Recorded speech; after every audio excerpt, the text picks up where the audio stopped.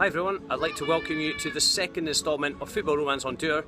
I haven't ventured too far for this one as I'm in my hometown of Madrid, where I've somehow managed to survive 7 summers despite being possibly the whitest man in Spain. Madrid is actually the highest capital in Europe, bit of trivia for you there. So that means we have some roasting hot summers, as you can imagine, but we also have some pretty Baltic winters, which doesn't do much for my peely welliness around Christmas time. So there's obviously lots of football going on in Madrid. That should give me the chance to do a few of these and hopefully be able to show you a few different sides of the city along the way as well. Now, as this is the first one and as this is a football website, we're going to stick with the football for the moment. Now, the main focus of Football Romance is going to be on top flight action. So for Spain, that means La Liga Santander. And this season, we have got 3 Madrid teams in the top flight. Leganés being the most recent of them. Now they're actually playing in their first ever top flight season, so I'm quite looking forward to getting down there to see how they get on. Probably don't need to tell you too much about Atlético Madrid and Real Madrid, who have consistently got to the latter stages of European competitions in the last few years. Now in fact, Jamie Carragher said recently that Manchester had become the world football capital. Well, Cara, mate, I'm afraid I have to disagree with you there. In Madrid, we have had 2 derbies in the last 3 Champions League finals.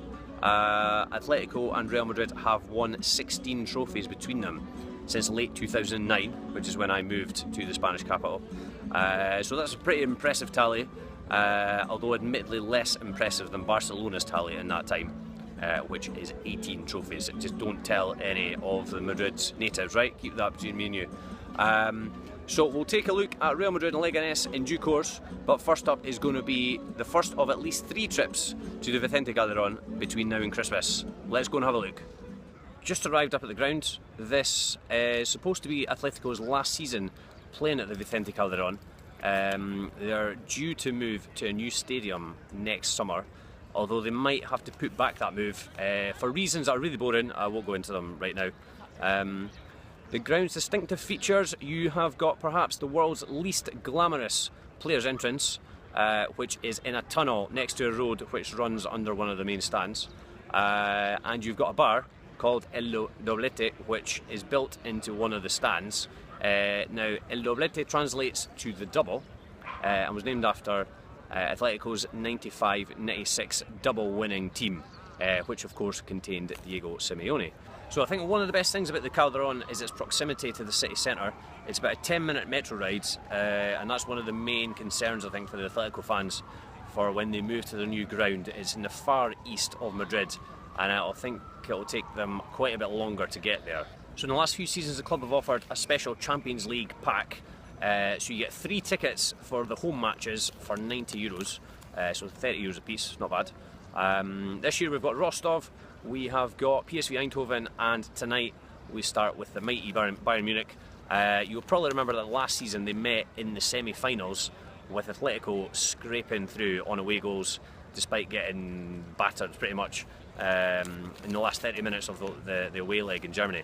Now, Bayern actually have a pretty poor record against Spanish teams of late. They've won only 1 of the last 6 games and they have lost the last 3 in Spain. Not even scoring a goal in those matches. Atletico, on the other hand, at the Calderón have won 25 of their last 30 European matches, which includes 5 of the last 6 against German teams. So history might weigh in their favour. As far as this season goes, Atletico are unbeaten in 7 games. They started pretty poorly, drawn with Leganés and with Alaves, but they've only conceded 2 goals all season. So if anyone can stop Bayern, then it's probably them. Now the Germans under Carlo Ancelotti, they've started on absolute fire. They've been an absolute machine. They've won 8 games in a row. They've scored 27 goals in those 8 games. So Atletico will have their work cut out to keep them out tonight. Let's get inside and see if they can manage to do so.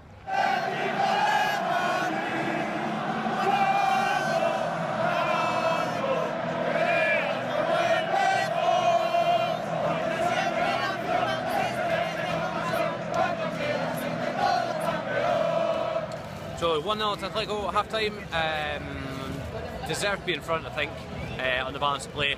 Bayern started as if they were going to dictate the play, but Atletico typically managed to keep them out through the middle of the pitch. Lewandowski's not had a lot of service. He did have one ball at the top, which he latched onto and brought a fine save from Jan Oblak. But apart from that, I think Atletico have been the more dangerous team and have come closest to scoring on most occasions. Finally made the breakthroughs here in some rough time as well. Now I think they've done pretty well whenever they've managed to get Carrasco and Griezmann and Torres pretty close together. Unfortunately, we've seen a bit of a return of the old Fernando Torres, not to be confused with the old Fernando Torres, the good one, but the one who seems to pass up chances in front of goal ridiculously easily. So he hit the post, he had a couple of more, which he should have probably done a little bit better. But he's looking pretty dangerous. It's a good movement. He's been pretty close to Griezmann throughout, so they've linked up pretty well. But it was Carrasco who made a difference. He's cutting off the left on a couple of occasions to good effect. About midway through the half, he brought a really good save from Neuer in goal. But he eventually managed to get one past him later on in the half. So I think Atletico probably just shaded it definitely in terms of chances anyway.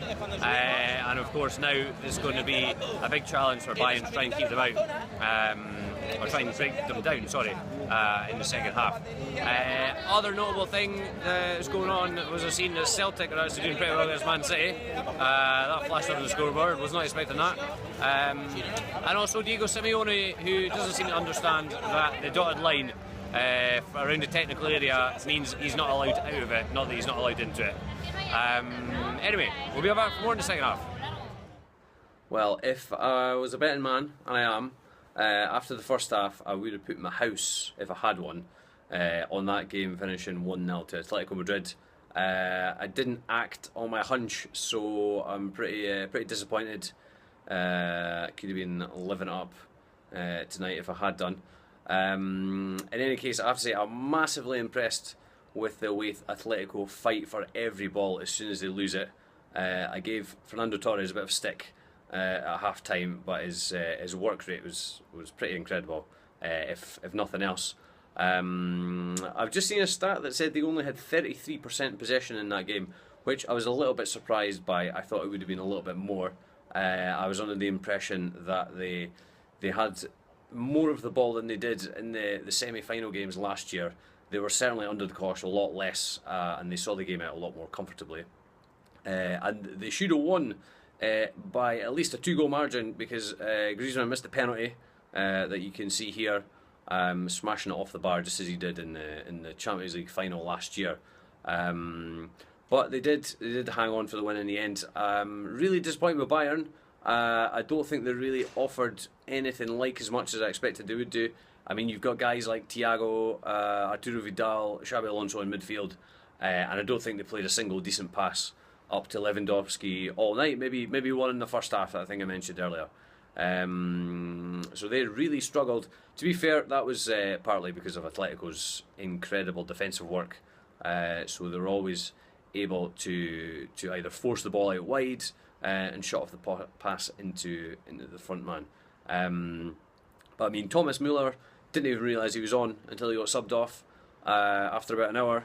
And Ribery flitted in and out of the game and was mostly out. I would emphasise that.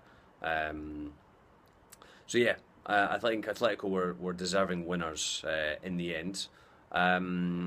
If you're coming to Madrid, I would absolutely recommend a trip to the Calderón. At the very worst, the atmosphere will be good, and that is if you're going to a match against maybe a mid-table La Liga side. The fans are incredibly passionate, and I have to say, I have a lot of admiration for their ability to belt out songs at the top of their voice and simultaneously eat sunflower seeds as well. I think I got covered in them from the guy behind me. So that's it for our second outing. Hope you've enjoyed this video. Remember to check out footballromance.com. You can also follow Football Romance on Facebook, Twitter, Instagram and YouTube as well now. So get on the case.